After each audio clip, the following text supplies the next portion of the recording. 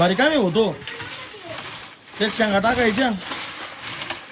मग त्या अशा फुडीत बसायला लई टाइम जातो कटाळा येतो मग शेंगा फोडायचा आणि परत निवडीत बसायचं हा का मग. आता थोड्या वेळाने वारा आला का वर करायचं त्याला काय ना दादू मग? काय रे दादू आताच झोपेतून आमचं नियोजन होतं दादूची झोप तर शेंगा फोडून झाल्या पाहिजे हा ना नेमकं टायमिंगला उठला आज म्हणलं जरा शेतातले काही कामं नाहीये नियोजन नाही काही कामाचं मग जरा शेंगा फोडून घ्यावा दळणं करून घ्यावा ऊनच लय भाऊ आज हा ना आवरा चला पटापटा घ्या पुढून मग काय आता चलो पोरं आहे कामाला लावले का मग या शेटला कोण नाही दिली शेंगा निवडायला थोडीफार नाही नाही ते शेड बसून शोभत येत ते कुठं काम कमी करू लागते पण कुठं नसले वाढत एवढे शेंगदाण्यावर वाळूतून गोळा करावा लागते हाय ना हाताची गाडी घाला हाताची गाडी व्हेरी गुड बॉय हा तोंड बोट ठेवा तोंड बोट हाताची गाडी घालायची तोंड बोट ठेवायचं नाही तोंडर बोट नाही आवडत हा, हाताची गाडी तोंड बोट आपल्या हाताची गाडी राहू द्या निघत शेंगदाणे मग बरं म्हणे मामीला कटाळा आला ही म्हणे मम्मीला कटाळा आला काहीतरी काम द्या म्हणलं चला बरं म्हणजे तेवढंच मग काम लवकर उरकत म्हणलं शेंगदाणे बिंगदाणे फोडून ठेवावं जरा ते वाळू मट ट्रकल नको टाकू हं? नाही नाही इथून भरून येणार आहे काय घ्या आवरून पटापटा चला तर हे मशीन जे आहे ते तुम्हाला हार्डवेअरच्या दुकानात भेटून जाईल तुमच्या तालुक्याच्या ठिकाणी तसंच आपलं कुट्टी मशीन आहे मोटर आहे हे ज्या दुकानात भेटतं त्या दुकानात उपलब्ध आहे संगमनेरला बऱ्याच दुकानांमध्ये उपलब्ध आहे मला जर जाहिरातच करायची म्हटलं तर ह्या मशीनच्या नाही ह्या बाजूनी आणि ह्या बाजूनी दुकानचं नाव पण आहे नंबर पण आहे न मला दुकानदारांनी फुकट दिलेलं आहे मला त्यासाठी पैसे द्यावे लागलेले आहेत आणि बऱ्याच जणांनी विचारलं होतं किती रुपयाला आहे तर मशीन जवळपास मला घेऊन हे 2 वर्ष झाले त्यावेळेस मला हे 1,500 रुपयाला बसलं होतं आणि तेव्हा पण मला बरेच जण म्हणले होते की ताई तुम्हाला महाग बसले तर सध्याची किंमत तर काय मला सांगता येणार नाही माझं काम चालू आहे 2 वर्षापासून व्यवस्थित थोडे गटाने वगैरे निघतात हे पहा अशा बारीक शेंगा ज्या आहेत त्या फोडल्या जात नाही तर ह्या अशा नंतर ते मी फोडून घेत असते टर्कल एका बाजूला आहे म्हणजे पाकडून केल्यावर एका बाजूला तर अशा प्रकारे तुम्ही तालुक्याच्या ठिकाणी जर गेलात हार्डवेअरच्या दुकानात तुम्हाला शेंगा फोडायचं मशीन जे आहे ते भेटून जाईल काय आकडी घेऊन कोण हिंडा त्या हे नारळ पाडीतोय का आणि नारळ पाटी त्यांना आता आंब्याच झाडाखाली होते आता नारळ झाडाखाली आली तिकडे तिकडे नाही ना हे खराब झाले नारळ आहे अगं काय खातोय का त्या नारळाला सगळे खराब झाले इथे काय होतं दादा खेळतो ना एखादं पडलं बिडलं म्हणून डोक्यात त्याला तर त्या वाळूच्या गंजावरच लय आवडतो बाई खेळायला हे काय हे बाई ना सगळे फोडून ठेवले नारळ पाहू काहीतरी खाताय हळूच बर का डोक्यात पडन दादा कुठे गेलेला आहे हो बघ आला आलं बर का अय अय थांब थांब पळू नको अय थांब पप्पा नारळ पाडू राहिले थांबव इकडे चल दादा आणव त्याला माग वय बाळा शिवांश पळ इकडे घे चल त्याला लय नारळ आवडत नाही तिथे पण द्यायची चांगली नाही इकडे वाय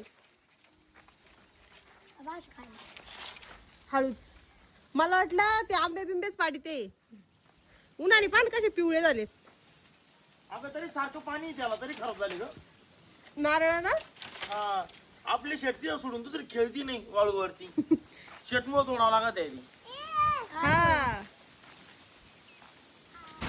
माझं दळण करून झालं दुपारपासून लय गरम होत होतं वातावरण पावसात झालं होतं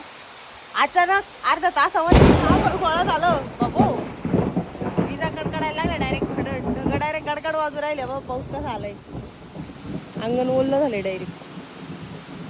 मंडळी तुमच्या इकडे झालाय का पाऊस चालू आज 13 मे 14 मे पासून पाऊस सांगितला होता आमच्याकडे 13 मे रोजीच पाऊस चालू झालाय सुरू बाळान ते शिवांश तनु दादा सगळे चक्कर मारायला गेले आता कुठं चक्कर मारायला गेले काय माहिती आज लय गायऱ्या पडतील आता आंब्याच्या पाऊस मंडळी तुमच्याकडे झालाय का पाऊस उन्हाळ्यात पाऊस चालू झाला बाई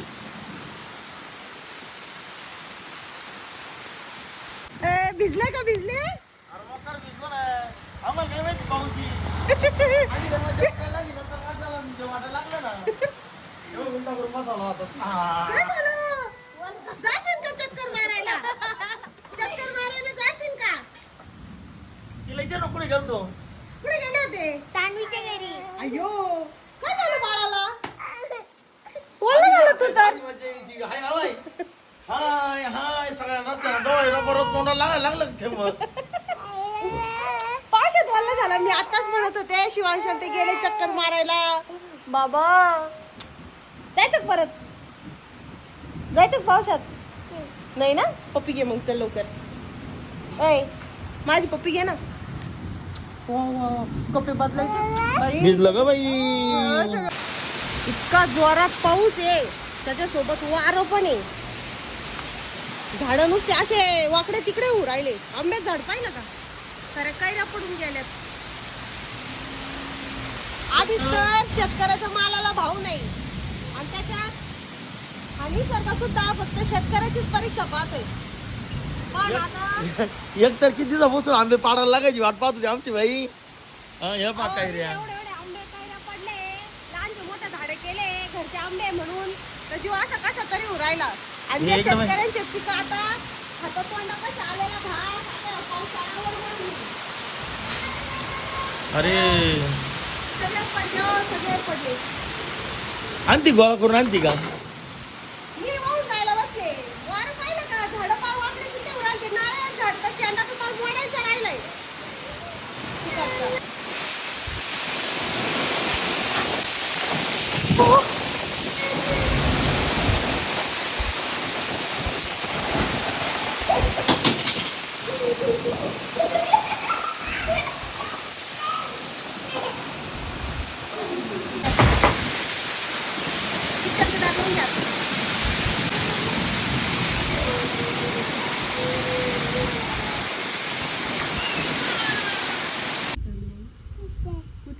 लिंबूनी झाड मग लाईट नाही इन्व्हर्टर उतरून गेलं चांदू मामा नाही वैताग आला शिवांशला पार वैताग आला चांदू मामाला आवाज दे कुठे इथं आला वैताग चांदू मामा बाय चांदू मामा गेला आपण चांदू मामाचं गाणं म्हणायचं गाणं म्हणायचं ना म्हण चांदू मामा चांदू मामा चांदू मामा रुसलास काय लिंबोणीच्या झाडा मागे लपलास काय लिंबोणीचे झाड करवंदी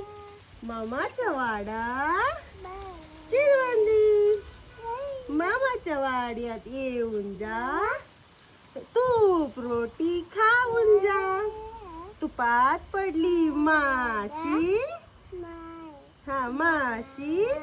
चांदू मामा गेला उपाशी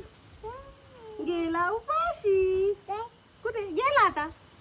कुठे चांदू मामा आवाज दे बरं मामा या चांदू मामा